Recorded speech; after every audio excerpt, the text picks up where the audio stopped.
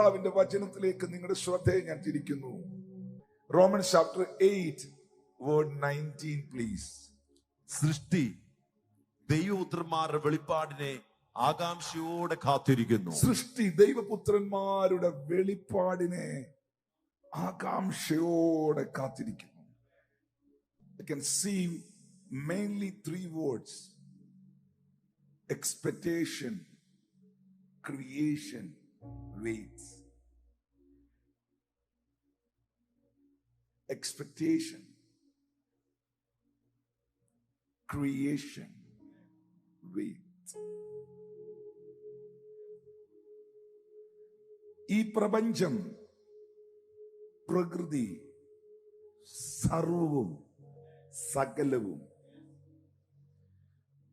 ഒരു കൂട്ടം ആളുകളെ കാത്തിരിക്കുന്നു.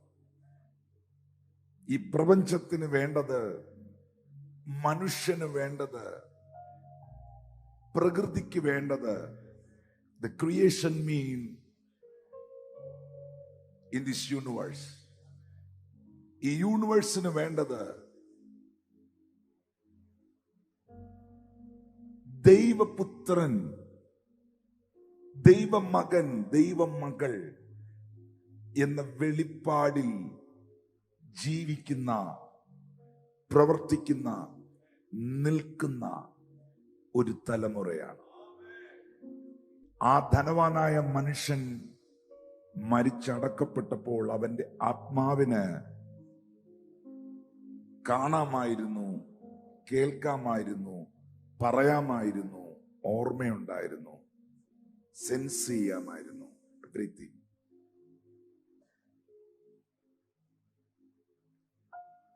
അപ്പോൾ ആരും എന്നോട് പറഞ്ഞതല്ല, എങ്കിലും പലരുടെയും മനസ്സിൽ ഒരു ചിന്ത വന്നേക്കാം, പാസ്റ്റർ അത് യേശു പറഞ്ഞ ഒരു പാരബിൾ അല്ലേ, ഒരു ഉപമയല്ലേ? നോ, അതൊരിക്കലും യേശു പറഞ്ഞൊരു ഉപമയല്ല. എങ്ങനെ മനസ്സിലാക്കാൻ പറ്റും? ഒരാൾ ഒരു കാര്യം പറയുമ്പോൾ ആ പറയുന്നത് ശ്രദ്ധിച്ചാൽ മതി. ലൂക്കോസ് 15:1 യേശു പറയുന്നുണ്ട്, ഒരാൾക്ക് 100 ആടുണ്ടെന്നിരിക്കട്ടെ, 100 ആടുണ്ടെന്ന് ഇരിക്കട്ടെ. അടുത്ത ഉപമയിൽ പറയുന്നുണ്ട്, ഒരു സ്ത്രീയുടെ കയ്യിൽ 10 ദ്രഹ്മയുണ്ടെന്ന് ഇരിക്കട്ടെ. പക്ഷേ അടുത്ത താഴെയുള്ള വാക്യത്തിൽ പറയുന്നത് ഒരു അപ്പന് 2 മക്കൾ ഉണ്ടായിരുന്നു എന്നാണ്. ഒരു മനുഷ്യന് 2 പുത്രന്മാർ ഉണ്ടായിരുന്നു. ഉണ്ടെന്നിരിക്കട്ടെ എന്നല്ല, ഉണ്ടായിരുന്നു. അപ്പോൾ അതൊരു സംഭവമാണ്. ഇതുപോലെ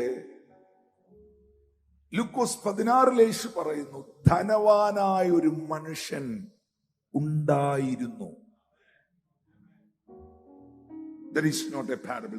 അത് ഉപമയല്ല, that's a reality. Hallelujah. Hallelujah. സ്വർഗത്തിൽ നിന്ന് ഭൂമിയിലേക്ക് വന്ന ദൈവപുത്രന്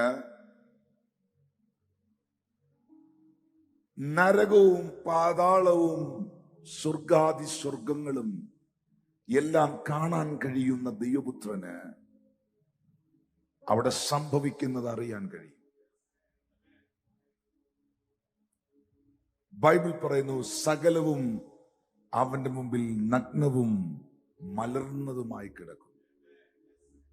അവനോടത്രേ എനിക്കും നിങ്ങൾക്കും കാര്യമുള്ളത്.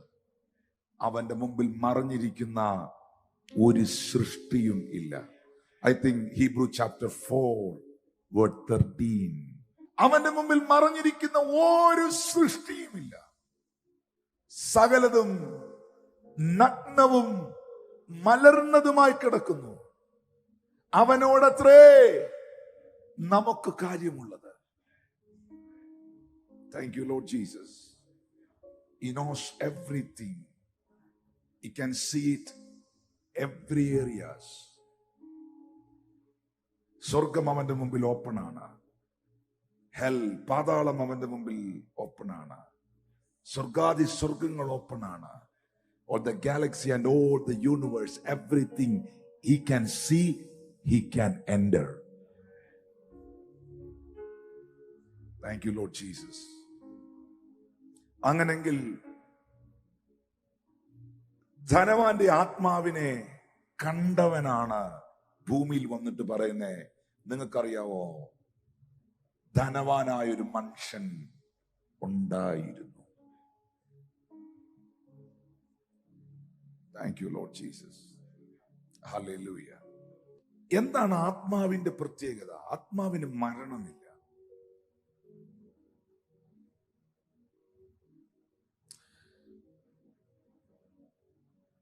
ഇവിടെ മരിച്ച മനുഷ്യന്റെ ആത്മാക്കൾ ദൈവം വെച്ച സ്ഥലത്തേക്ക് എത്തിച്ചേരുന്നു.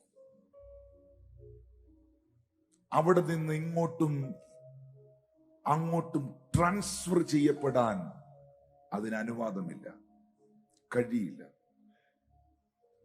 അതാണ് ബൈബിൾ പറയുന്നത്, ഒരിക്കൽ മരിക്കുകയും പിന്നെ ന്യായവിധിയും ദൈവം മനുഷ്യന് നിയമിച്ചിരിക്കുന്നു. Thank you lord Jesus. എന്നാൽ മനുഷ്യാത്മാവിന് കാണാം, കേൾക്കാം, പറയാം, സെൻസ് ചെയ്യാം. അതുകൊണ്ടാണ് അവൻ അബ്രഹാമിനെ തിരിച്ചറിഞ്ഞത്, അബ്രഹാം പിതാവേ എന്ന് വിളിച്ചത്, ആ പാതാളത്തിൽ യാതന അനുഭവിച്ചത്, ആ പെയിൻ അവനുണ്ടായത്, ആ ബേണിങ് അവനുണ്ടായത്, അവന്റെ സഹോദരങ്ങളെ കുറിച്ച് അവന് ഓർമ്മ വന്നത്, അവൻ പറഞ്ഞതെല്ലാം. പക്ഷേ പൈശാചിക ആത്മാവ് അങ്ങനെയല്ല.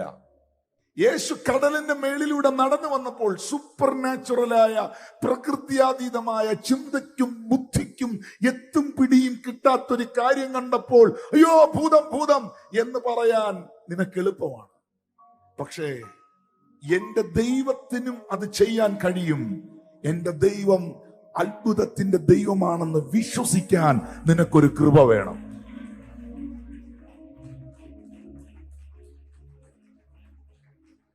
ഞാൻ ദൈവ സാന്നിധ്യം അനുഭവിച്ചു, എന്റെ ദൈവം ഒരു അത്ഭുതം ചെയ്തു, നമുക്ക് വിശ്വസിക്കാൻ കഴിയാത്തൊരു കാര്യം സംഭവിച്ചു, അത് ദൈവത്തിന്റെ കരമാണെന്ന് പറയാൻ നിന്നിൽ പരിശുദ്ധാത്മാവ് വേണം.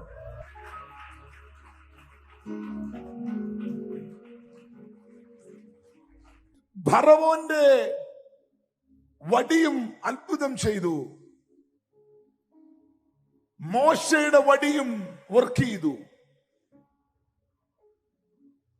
പൈശാചിക മേഖലകളും പ്രവർത്തിക്കുന്നു. ശരിയാ നിങ്ങൾ ചിന്തിക്കുന്ന, പക്ഷേ ഒരിക്കലും ഡിമോണിക് റിലം, പൈശാചിക മേഖല, സാത്താൻ പ്രവർത്തിച്ചാൽ ഒരിക്കലും അത് മനുഷ്യനെ സ്വതന്ത്രമാക്കത്തില്ല. ഫറവോൻ ചെയ്യുന്ന അത്ഭുതം ഇസ്രായേൽ ജനത്തെ സ്വതന്ത്രമാക്കാൻ ചെയ്ത അത്ഭുതമല്ല, ഒന്നും കൂടെ ബന്ധിക്കാൻ ചെയ്തതാണ്. പക്ഷെ മോശ ചെയ്യുന്ന അത്ഭുതം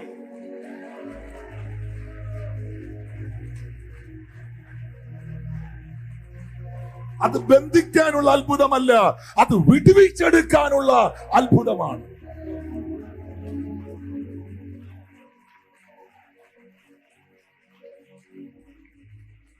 Thank you, Jesus.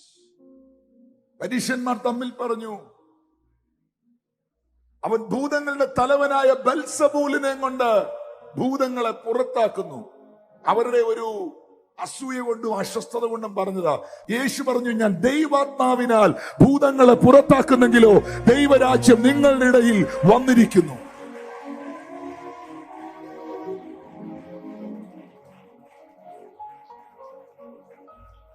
By the power of the Holy Ghost, I am casting out the demons. Thank you, Holy Spirit. കൈകൊടുത്ത് പറഞ്ഞ്, പിശാച് ഒരിക്കലും നിനക്ക് ഒരു നന്മയും ചെയ്യത്തില്ല. പറഞ്ഞ്, എല്ലാ നല്ല ദാനവും തികഞ്ഞ വരവും ഉയരത്തിലെ പിതാവിൽ നിന്ന് വരുന്നു. ദൈവമാണ് നന്മയുടെ ഉറവിടം. Your spirit is precious. നിന്റെ ആത്മാവ് വിലയേറിയതാ. അതാ യേശു പറഞ്ഞത്, ഒരാത്മാവിന്റെ വില. Come on, let us say everyone, ഒരാത്മാവിന്റെ വില മുഴു ലോകത്തെക്കായിലും വിലയേറിയതാണ്. Your spirit is very precious. എന്നെ കാണുന്ന എന്റെ വാത്സല്യ സഹോദരങ്ങളെ, എന്റെ പ്രിയപ്പെട്ടവരെ, ഓൺലൈനിൽ എന്നെ വാച്ച് ചെയ്യുന്നവരെ, you are very precious. നിങ്ങൾ വിലപ്പെട്ടവരാണ്. നിങ്ങൾ വിലയേറിയവരാണ്. നിന്റെ ആത്മാവിനെ ഒരിക്കലും നീ നഷ്ടപ്പെടുത്തരുത്. നിന്റെ ആത്മാവിനെ ഒരിക്കലും നീ തന്നെ ഇല്ലാതാക്കരുത്. നീ ദൈവത്തിന് വിലയേറിയ ഒന്നാണ്. നിന്റെ ആത്മാവിനെ രക്ഷിക്കാനാണ് ആത്മാവായ ദൈവം വേഷത്തിൽ മനുഷ്യനായി ഭൂമിയിലേക്ക് വന്നത്.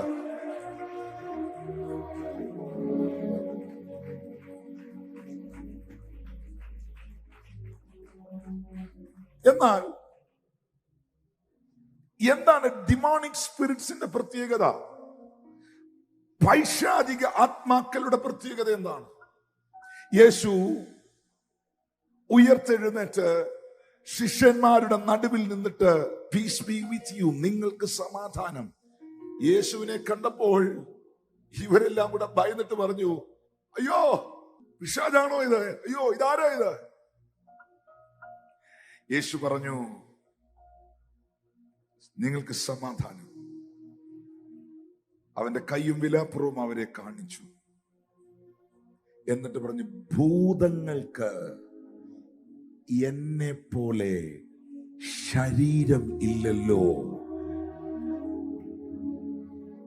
You understand me? അശുദ്ധാത്മാക്കൾക്ക്, ഭൂതങ്ങൾക്ക് സ്വന്തമായി അവർക്ക് ശരീരമില്ല. That is a spirit. Listen. പിശാചുക്കൾക്ക്, ദുരാത്മാക്കൾക്ക് സ്വന്തമായി രൂപമില്ല, സ്വന്തമായി ശരീരമില്ല.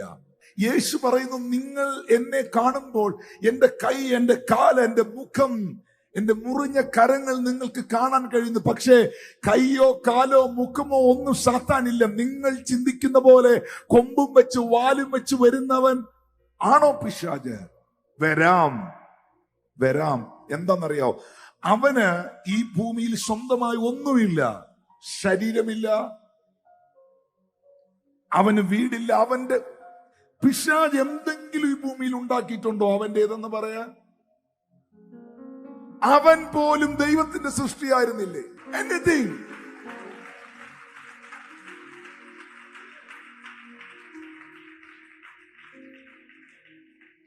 അവൻ കെരൂബായിരുന്നില്ലേ? ആ കെരൂബ് ദൈവത്തിന്റെ ക്രിയേഷൻ അല്ലേ? എന്നാൽ പിശാചിന് ഇരിക്കാൻ ഒരു ശരീരം വേണം. അവന് നടക്കണം, അവന് ചിലതൊക്കെ കാണണം, അവന് ചിലതൊക്കെ കണ്ട് സന്തോഷിക്കണം, അവന് ചിലരെയൊക്കെ തകർക്കണം. അതുകൊണ്ട്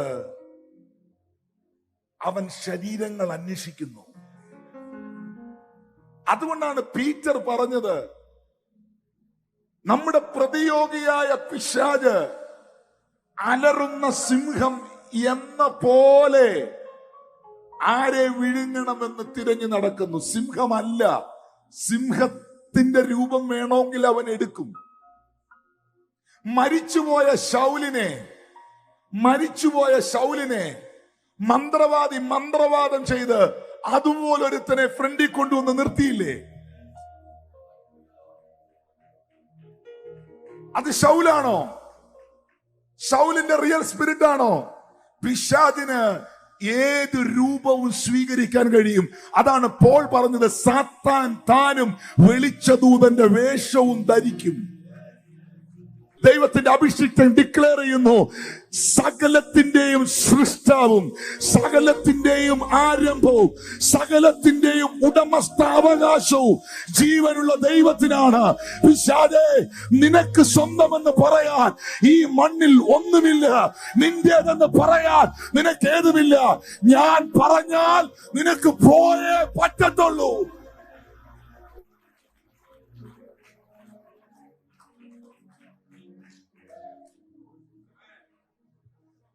We are the sons of God.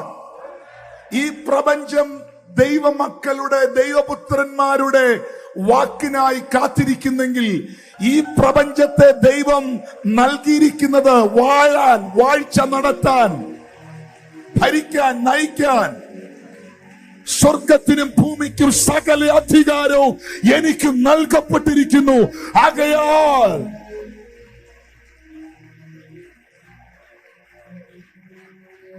തന്റെ ഇടത്തോടെ അധികാരത്തോടെ പൈശാചിക മേഖല നോക്കി പറയാമോ, demand get out.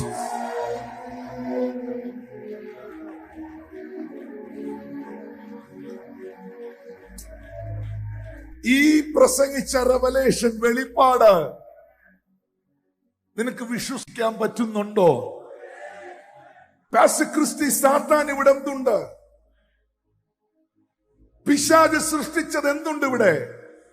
Look at this Punalur. You can see a lot of trees.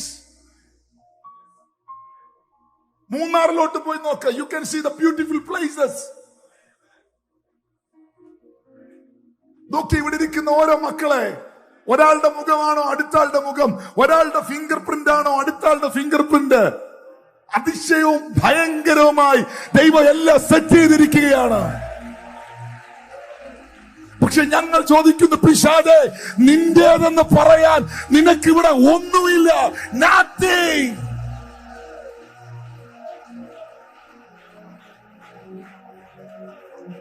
അപ്പോൾ നിങ്ങൾ ചോദിക്കും, പിന്നെ അവന്റെ കസ്റ്റഡിയിലാണല്ലോ ഈ പ്രപഞ്ചം, ഇത് മുഴുവൻ. യേശു തന്നെ പറയുന്നുണ്ട്, ദൈവപുത്രനായ യേശുവിന്റെ അരികിൽ വന്ന് പിശാച് ചോദിച്ചു എന്നാന്നറിയാവോ? പിശാചിന് അറിയേണ്ട ഒരു കാര്യം, സാത്താന് നിനക്കിത് മനസ്സിലായോ എന്ന് അറിയണ്ടേ? അതുകൊണ്ട് യേശുവിനോട് വന്ന് പറയുകയാണ്, നീ ദൈവത്തിന്റെ പുത്രനെങ്കിൽ ഈ കല്ലിനോട് അപ്പമാകാൻ പറ. നീ ദൈവത്തിന്റെ പുത്രനെങ്കിൽ you are the son of God.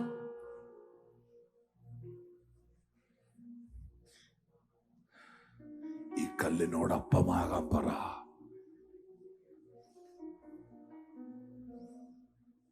യേശു പറഞ്ഞു, മനുഷ്യൻ അപ്പം കൊണ്ട് മാത്രം അല്ല ജീവിക്കുന്നത്. പിശാചേ, നാച്ചുറൽ റിലത്തിൽ നിന്നാണ് നീ സംസാരിക്കുന്നത്. ഫുഡ് കഴിച്ച് ജീവിക്കുന്ന മനുഷ്യർ നാച്ചുറൽ റിലം. പക്ഷേ ഞാൻ നിൽക്കുന്നത് നീ ചിന്തിക്കുന്ന റിലത്തിലല്ല. മനുഷ്യൻ അപ്പം കൊണ്ട് മാത്രമല്ല, ദൈവത്തിന്റെ വായിൽ നിന്ന് വരുന്ന വചനം കൊണ്ടും അവൻ ജീവിക്കും.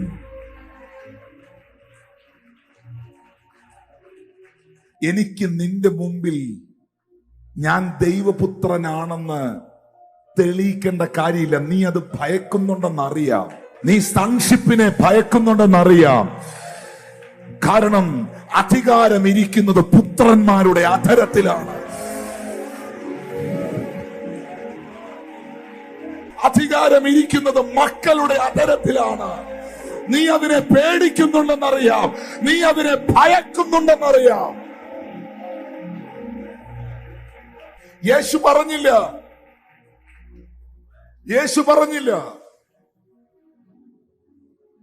യേശു തെളിയിക്കാൻ നിന്നില്ല താൻ ദൈവപുത്രനാണെന്ന്. പക്ഷേ പിശാച് എടുത്ത് ചോദിച്ചത് അവൻ അത് ഭയക്കുന്നത് കൊണ്ടാണ്. ഹല്ലേലൂയ. പിശാചിനോട് യേശു ഇത് പറഞ്ഞില്ല. തെളിയിക്കാൻ നിന്നില്ല. Because he know himself. അവനെ തന്നെ അറിഞ്ഞിരുന്നു അവൻ ആരെന്ന്. നാളുകൾ ചിലത് പിന്നിട്ടു. യേശു ഇതാ ശിഷ്യന്മാരോടൊരു സന്ധ്യായാമത്തിൽ പറയുന്നു, പടകെടുക്കുക, എഴുന്നേക്ക്, നമുക്ക് അക്കരയ്ക്ക് പോകാം. മർക്കോസ് 5:1. അവർ പടകെടുത്ത് അക്കരയ്ക്ക് ചെന്നു. പടകിൽ നിന്ന് യേശു ഇറങ്ങിയ പട്ടണത്തിലോട്ട് കാല് വെച്ച ഉടനെ അശുദ്ധാത്മാവുള്ള ഒരു മനുഷ്യൻ കല്ലറകളിൽ നിന്ന് വന്നവനെ എതിരേറ്റു. അടുത്ത വാക്യത്തിൽ പറയുന്നു, ആ അശുദ്ധാത്മാവ് യേശുവിനോട് പറയുന്നു, ദൈവപുത്ര, സമയത്തിനു മുൻപേ നീ എന്നെ ദണ്ഡിപ്പിക്കരുതേ. മകോന്നതനായ ദൈവപുത്ര,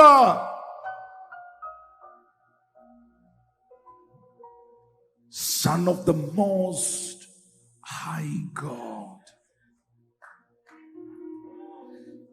ചില മാസങ്ങൾക്ക് മുമ്പ് നീ എന്റെ മുമ്പിൽ ഒന്ന് വണങ്ങിയാൽ ഈ കാണുന്നതെല്ലാം ഞാൻ നിനക്ക് തരാമെന്ന് പറഞ്ഞവന്റെ മുമ്പിൽ നട്ടെല്ല് നിവർത്തിപ്പിടിച്ച് തിരുവഴുത്തുകൾക്ക് വേണ്ടി സ്റ്റാൻഡ് ചെയ്തു. പിശാചിന്റെ മുമ്പിൽ കുനിയാത്തവന്റെ മുൻപിൽ, പിശാചിന്റെ മുമ്പിൽ വണങ്ങാത്തവന്റെ മുമ്പിൽ ചില ദിവസങ്ങൾ കഴിഞ്ഞപ്പോൾ പിശാച് വണങ്ങിക്കൊണ്ട് പറയുന്നു,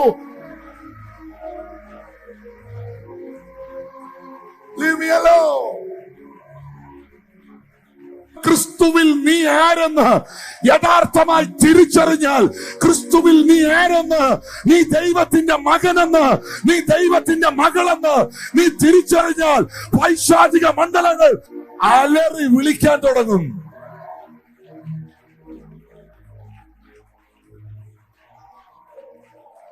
പിശാചേ, നിനക്ക് ശരീരമില്ല, നിനക്ക് രൂപമില്ല, നിനക്കിവിടെ വീടില്ല, നിനക്കിവിടെ വസ്തുവില്ല, നിനക്കിവിടെ ആത്മാക്കളില്ല, നിനക്ക് സ്വന്തമെന്ന് പറയാൻ ഒന്നുമില്ല. പക്ഷേ നീ ഏത് രൂപം എടുക്കുന്നു? നീ പല രൂപങ്ങളിൽ വരുന്നു. നീ മനുഷ്യനെ ഭയപ്പെടുത്തുന്നു, നീ മനുഷ്യനെ വഴിതെറ്റിക്കുന്നു, നീ മനുഷ്യനെ വഞ്ചിക്കുന്നു. എന്നാൽ ഇതാ ദൈവപുത്രന്മാരുടെ ഒരു തലമുറ is coming against you, demon.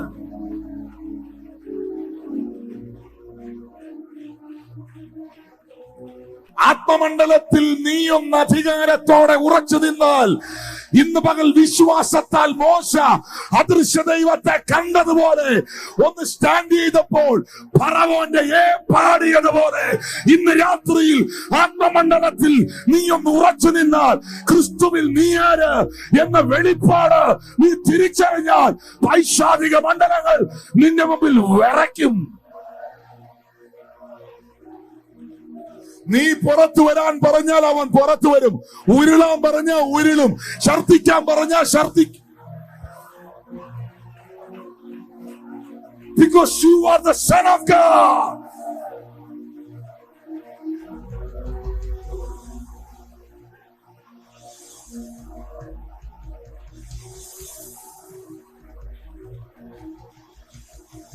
ഞാൻ പ്രസംഗിക്കുന്നവൻ, അഗ്നിജ്വാലക്കത്ത കണ്ണുള്ളവൻ, മാറത്ത് പൊങ്കൽ ചകറ്റിയവൻ, വെള്ളത്തിന്റെ സദൃശ്യമായ കാലുകളുള്ളവൻ, പെരുവെള്ളത്തിന് ഇരച്ചിൽ പോലെ ശബ്ദമുയർത്തിനായി എഴുതിക്കുന്നവൻ. അവനൊറ്റ മുഖമേ ഉള്ളൂ, അവനൊറ്റ രൂപമേ ഉള്ളൂ, അവനൊറ്റ ഷേപ്പേ ഉള്ളൂ.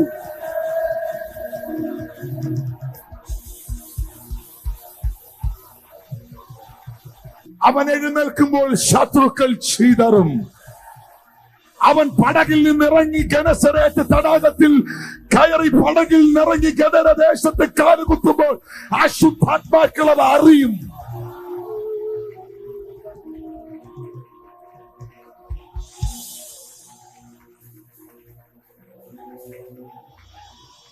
അവൻ വ്യക്തികളെ കയ്യിലെടുക്കുമ്പോൾ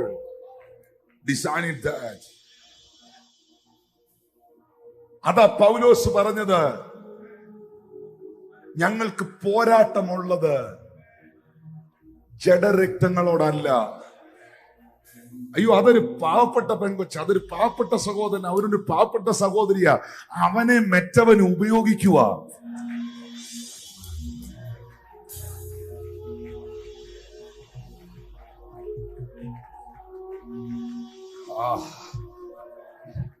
ഇന്ന് രാത്രിയിൽ ആ മേഖലകളെ ഒന്ന് തിരിച്ചറിഞ്ഞ് ഒന്ന് റോറ് ചെയ്യാമെങ്കിൽ, ഒന്ന് ഗർജിക്കാൻ തയ്യാറാകുമെങ്കിൽ, സിംഹം അലറുമ്പോൾ കാട് നെടുങ്ങും. In the name of Jesus. ആത്മമണ്ഡലത്തിൽ ഗർജിക്കാൻ ഇന്ന് രാത്രിയിൽ ചില ലയൺസ്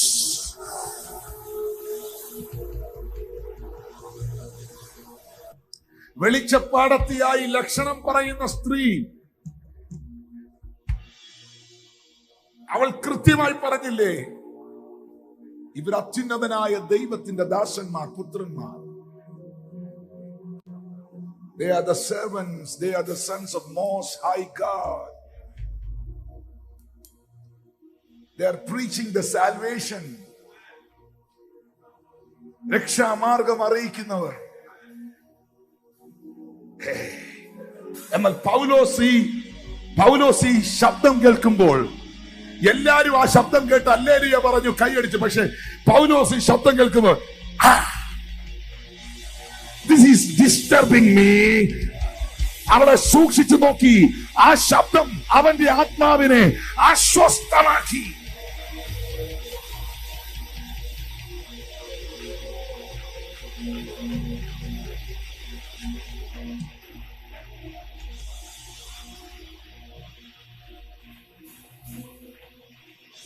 വിട്ടുപോകാൻ കൽപ്പിച്ചു. ദൂതും പോയി, വെളിപ്പാടും പോയി. Thank you Jesus.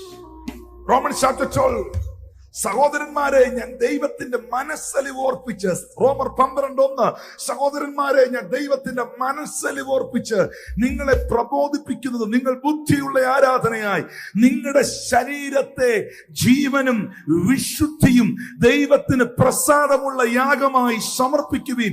ഈ ലോകത്തിന് അനുരൂപരാകാതെ നന്മയും പ്രസാദവും പൂർണ്ണതയും ദൈവഹിതം എന്തെന്ന് തിരിച്ചറിയേണ്ടതിന് മനസ്സ് പുതുക്കി രൂപാന്തരപ്പെടുവി. ഇന്ന് രാത്രി നിനക്ക് പറയാമോ, എന്റെ ശരീരം ദൈവത്തിന്റെ മന്ദിര, എന്റെ കണ്ണ് ദൈവ മഹത്വം കാണാനുള്ളതാ, എന്റെ ചെവി ദൈവ ഇഷ്ടം കേൾക്കാനുള്ളതാ. എന്നെ ഉപയോഗിച്ചോണ്ട് നീ അങ്ങനെ സൂയിക്കേണ്ട പിശാചേ എന്ന് പറയാൻ നിനക്ക് കഴിയുമോ?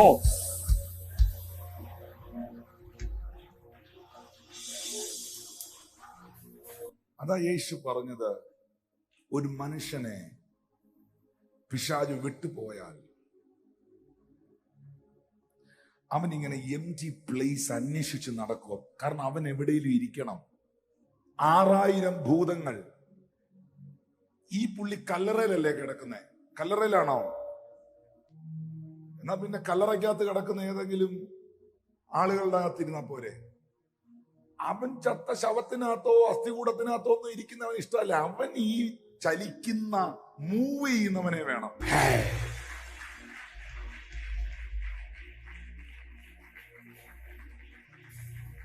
എന്നാൽ ഇന്ന് രാത്രിയിൽ വെളിച്ചമാകുന്ന ക്രിസ്തു നിന്റെ ആത്മാവിലേക്ക് വരുമ്പോൾ ഇരുട്ടവിടെ ഡിസപ്പിയർ ആകുക. Darkness is going away.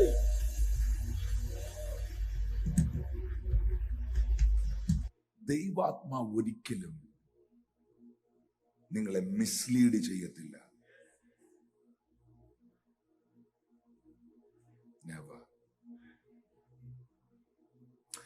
ദൈവാത്മാവ് ഒരിക്കലും നിന്നെ വഴിതെറ്റിക്കത്തില്ല.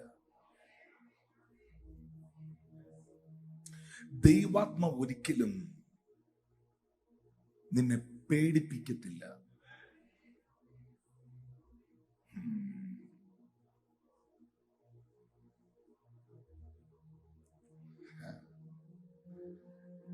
ആത്മീയനോ സകലത്തെയും വിവേചിക്കുന്നു, അവനോ ആരാലും വിവേചിക്കപ്പെടുന്നില്ല. Two world. Jesus teach this. യേശു പഠിപ്പിച്ചു ഈ രണ്ട് ലോകത്തെക്കുറിച്ച്. യേശു പഠിപ്പിച്ചു ഈ രണ്ട് രാജ്യത്തെക്കുറിച്ച്. സാത്താന്റെ രാജ്യം, ദൈവത്തിന്റെ രാജ്യം. The kingdom of God and the demonic world. യേശു പറയുന്നു, സാത്താൻ അവന്റെ രാജ്യത്തിൽ അവന്റെ സംവിധാനങ്ങൾ മുഴുവൻ ദൈവത്തിനും തന്റെ പ്രവൃത്തിക്കും അവന്റെ വചനത്തിനും എഗൻസ്റ്റ് ആണ്. സൃഷ്ടി ദൈവപുത്രന്മാരുടെ വെളിപ്പാടിനെ ആകാംക്ഷയോടെ കാത്തിരിക്കുന്നു. 2 പത്രോസ് 1 അധ്യായം 4 വാക്യം. അവയാൽ അവൻ നമുക്ക് വിലയേറിയതും അതിമഹത്വമായ വാഗ്ദത്തങ്ങളും നൽകിയിരിക്കുന്നു. ഇവയാൽ നിങ്ങൾ ലോകത്തിൻ മോഹത്താലുള്ള നാശം വിട്ടൊഴിഞ്ഞിട്ട് ദിവ്യ സ്വഭാവത്തിന് കൂട്ടാളികളായി തീരുവാൻ ഇടവരുന്നു. Might be partakers of the divine nature. നിങ്ങൾ ഈ ലോകത്തിന്റെ മോഹം വിട്ട് ഒഴിഞ്ഞിട്ട് നിങ്ങൾ ക്രിസ്തുവിലാകുമ്പോൾ, നിങ്ങളുടെ ആത്മാവിൽ ക്രിസ്തു വസിക്കുമ്പോൾ, നിങ്ങൾ ദൈവത്തിന്റെ ഡിവൈൻ നേച്ചർ ഉണ്ടാകുകയാണ്. ദൈവത്തിന്റെ ദിവ്യ സ്വഭാവത്തിന് നിങ്ങളും കൂട്ടാളികളാകുകയാണ്. കാരണം നിങ്ങളുടെ ആത്മാവിൽ വസിക്കുന്നതാണ് നിങ്ങളിൽ വെളിപ്പെടുന്നത്.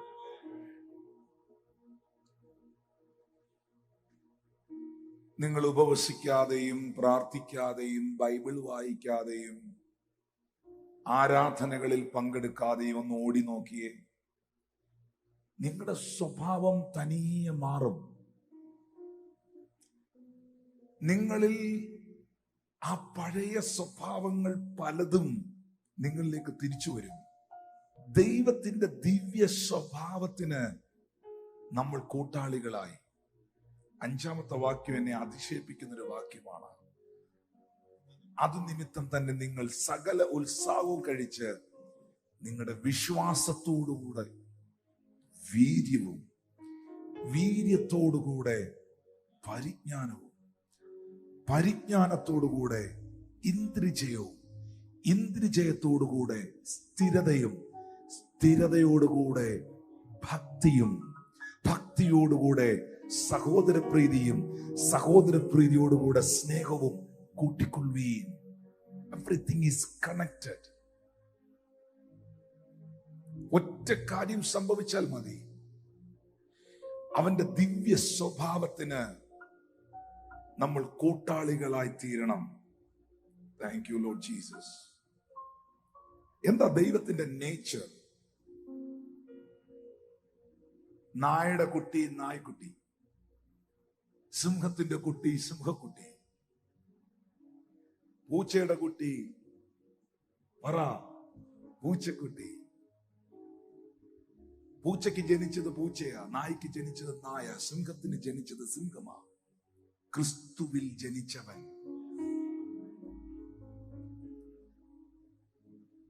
അവന്റെ മാറ്റമില്ലാത്ത കെടാത്ത ബീജമായ വചനം ആത്മാവിൽ വീണ് വീണ്ടും ജനനം പ്രാപിച്ചവൻ. അവന്റെ നേച്ചർ, അവന്റെ ഇമേജ്, അവന്റെ രൂപം, അവന്റെ ഭാവം, അവന്റെ ശബ്ദം, അവന്റെ നോട്ടം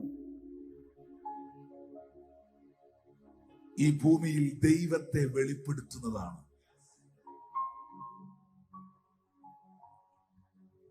അതൊന്നും എക്സ്പ്ലെയിൻ ചെയ്യുന്നതിന് അപ്പുറമായത് കൊണ്ടാണ് പൗലോസ് പറഞ്ഞത്, നിങ്ങൾ ഈ ലോകത്തിൽ ജ്യോതിസുകളാണ്.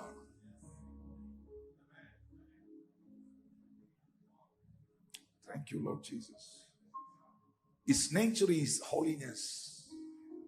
His nature is love. His nature is boldness. ദൈവത്തിന്റെ സ്വഭാവം ഇതൊക്കെ.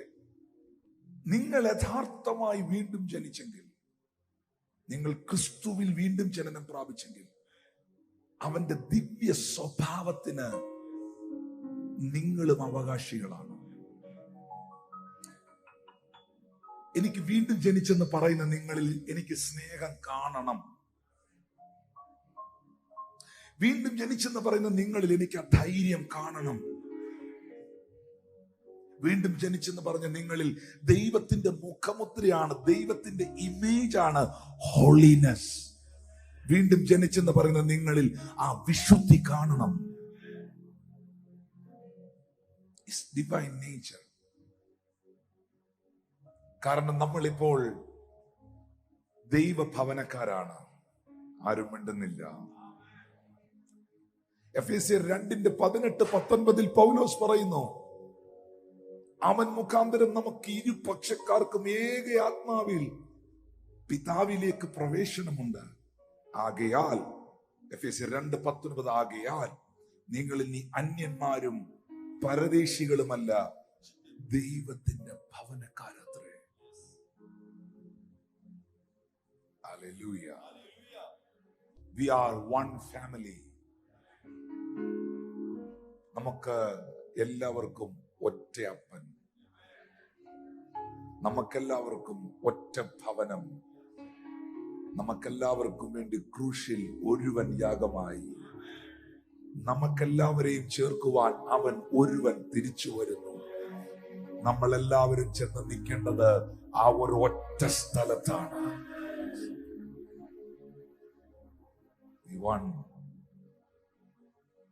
നമ്മൾ ദൈവഭവനക്കാരാണ്. More than a ministry. നിങ്ങളുടെ വീട്ടിലുള്ളതെല്ലാം നിങ്ങൾക്കുള്ളതാണോ?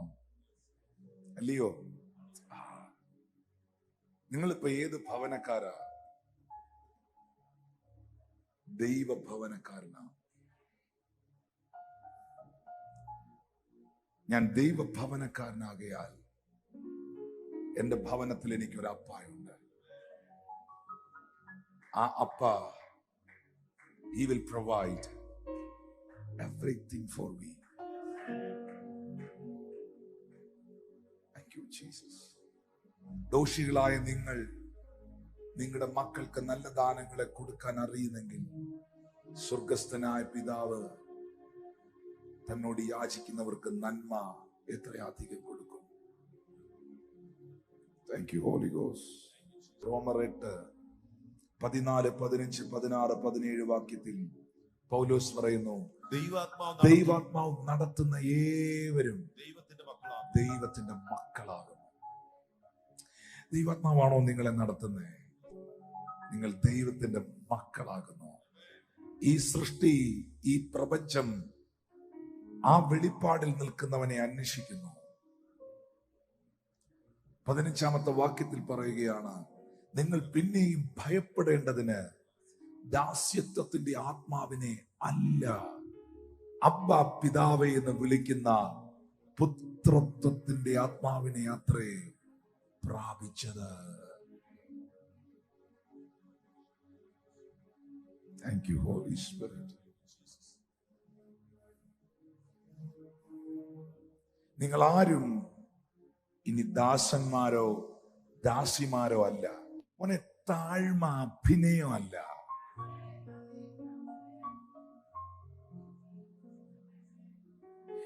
ഞാൻ ലോകത്തിൽ കണ്ടതിൽ ഏറ്റവും താഴ്മയുള്ളവൻ ക്രിസ്തുവാണ്. പക്ഷെ ആ ക്രിസ്തു, ഹെരോദാവ് എന്ന് പറഞ്ഞു, ഇവിടെ നിന്ന് യോഗമൊന്നും നടത്താൻ പറ്റുകയില്ല, മര്യാദയ്ക്ക് ടെന്റും സ്പീക്കറും എല്ലാം എടുത്തോണ്ട് പൊക്കോണം. കർത്താവ് പറഞ്ഞു, നീ പോയി ആ കുറുക്കനോട് പറ, ഒരു ദിവസമേ ഉണ്ടായിരുന്നുള്ള യോഗം 3 ദിവസമാക്കുമെന്ന് പറയാൻ പറഞ്ഞു.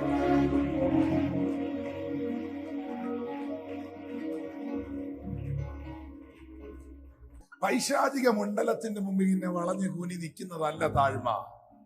ദൈവത്തിന്റെ ഞാൻ ഇങ്ങനെ പറയുന്നു, നിന്റെ പ്രാർത്ഥനാ മുറിയിൽ ദൈവത്തിന്റെ മുൻപാകെ നീ ദാസനായി താഴ്മയുള്ളവനായി ആ അപ്പന്റെ കാലിൽ, ആ യജമാനന്റെ കാലിൽ ഇങ്ങനെ വീണ് കിടക്കണം. എന്നിട്ട് അതിനകത്തുനിന്ന് ഒരു ഗർജിക്കുന്ന സിംഹത്തെ പോലെ ഇറങ്ങി പുറത്തു വരണം. അടിമത്തത്തിൽ കിടന്ന ഞാൻ പുത്രത്വത്തിലേക്ക് വന്നു. ഞാനിപ്പോൾ അടിമയല്ല, ഞാനിപ്പോൾ പുത്രനാണ്.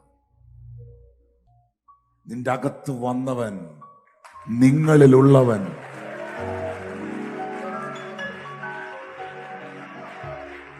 ലോകത്തിലുള്ളവനേക്കാൾ വലിയവനാ. ഞാൻ എന്റെ മക്കളോട് പറയാം, ഒരു പിശാച് ഉപയോഗിക്കുന്ന കൃപയെന്ന് വീണുപോയ ഒരുത്തന്റെ മുമ്പിൽ നിന്റെ ശുശ്രൂഷയ അടിയറ പറയരുത്.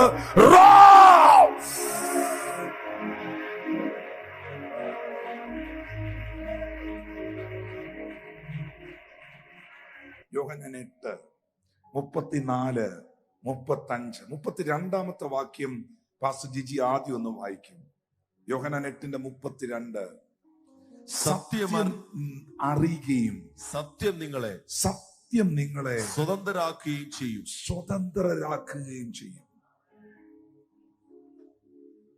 സത്യം നിങ്ങൾ അറിയുകയും സത്യം നിങ്ങളെ സ്വതന്ത്രരാക്കുകയും ചെയ്യും. How many people want freedom? ആത്മാവിലൊരു സ്വാതന്ത്ര്യം എത്ര പേർക്ക് വേണം? Thank you, Holy Spirit. ഇനി ആ വാക്യത്തിന്റെ 34, 35 വായിച്ച് എന്തുവാ സത്യം? അതിന് യേശു, ആമേൻ ആമേൻ ഞാൻ നിങ്ങളോട് പറയുന്നു, പാപം ചെയ്യുന്നവരെല്ലാം പാപത്തിന്റെ ദാസനാകുന്നു. യെസ്. ദാസൻ എന്നേക്കും വീട്ടിൽ വസിക്കുന്നില്ല, പുത്രനോ എന്നേക്കും വസിക്കുന്നു. സൃഷ്ടി, പ്രപഞ്ചം ദൈവപുത്രന്മാരുടെ വെളിപ്പാടിനെ ആകാംക്ഷയോടെ വെയിറ്റ് ചെയ്യുന്നു. ദാസൻ വീട്ടിൽ വസിക്കുന്നില്ല, പുത്രനോ എന്നേക്കും വസിക്കുന്നു. പുത്രൻ നിങ്ങൾക്ക് സ്വാതന്ത്ര്യം വരുത്തിയാൽ,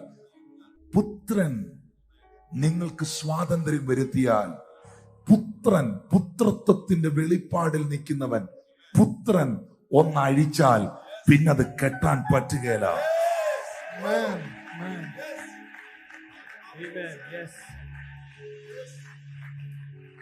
സൃഷ്ടി ദൈവപുത്രന്മാരുടെ വെളിപ്പാടിനെ, ഏകവചനമല്ലത്. We all are the sons of God, children of God. You are the daughter of God. ബന്ധനത്തിൽ കിടക്കുന്ന ഒരുത്തനെ നോക്കി ദൈവപുത്രന്റെ നാമം അവന്റെ മേൽ പറഞ്ഞാൽ, പുത്രനാകുന്ന നീ, പുത്രനാകുന്ന പാസ്റ്റർ, പുത്രനാകുന്ന റോബിൻ, പുത്രനാകുന്ന ഇമ്മാനുവേൽ ഈ ഭൂമിയിൽ അഴിച്ചാൽ സ്വർഗത്തിൽ അഴിയപ്പെടുന്നു, ഭൂമിയിൽ കെട്ടിയാൽ സ്വർഗത്തിൽ കെട്ടപ്പെടുന്നു.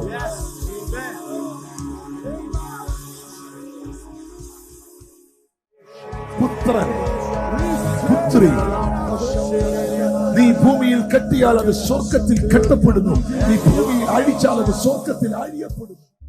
Galatians chapter 4 verse 1-7 please. Oh my God, this is amazing revelation.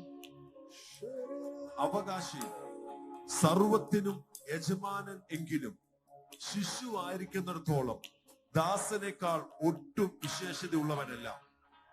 പിതാവ് നിശ്ചയിച്ച അവധിയോളം രക്ഷകന്മാർക്കും ഗൃഹവിചാരകന്മാർക്കും കീഴ്പ്പെട്ടവനത്രേ എന്ന് ഞാൻ പറയുന്നു. അതുപോലെ നാമും ശിശുക്കളായിരുന്നപ്പോൾ ലോകത്തിന്റെ ആദ്യ പാഠങ്ങളിൽ കീഴിൽ അടിമപ്പെട്ടിരുന്നു. എന്നാൽ കാലസമ്പൂർണത വന്നപ്പോൾ ദൈവം തന്റെ പുത്രനെ സ്ത്രീയിൽ നിന്ന് ജനിച്ചവനായി, ന്യായപ്രമാണത്തിന് കീഴിൽ ജനിച്ചവനായി നിയോഗിച്ചയച്ചത്.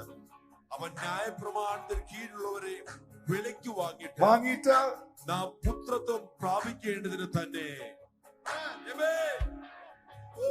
ആ പുത്രന്മാരോട് എന്താ പറയുന്നത്? അടുത്ത 6ാമത്തെ വാക്യത്തിൽ, നിങ്ങൾ മക്കളാകൊണ്ട് നിങ്ങൾ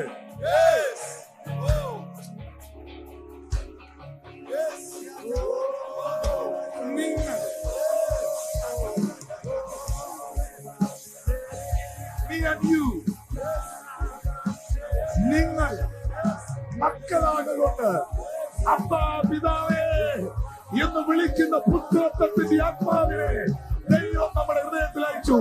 ഇനി നീ ദാസനല്ല, പുത്രനെങ്കിലോ പറഞ്ഞ പുത്രനെങ്കിലോ ദൈവഹിതത്താൽ അവകാശിയാകുന്നു. പുത്രനെങ്കിലോ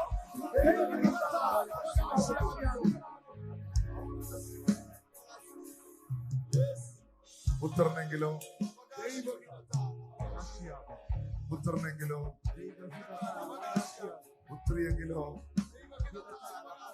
അവകാശി സർവത്തിനും യജമാൻ.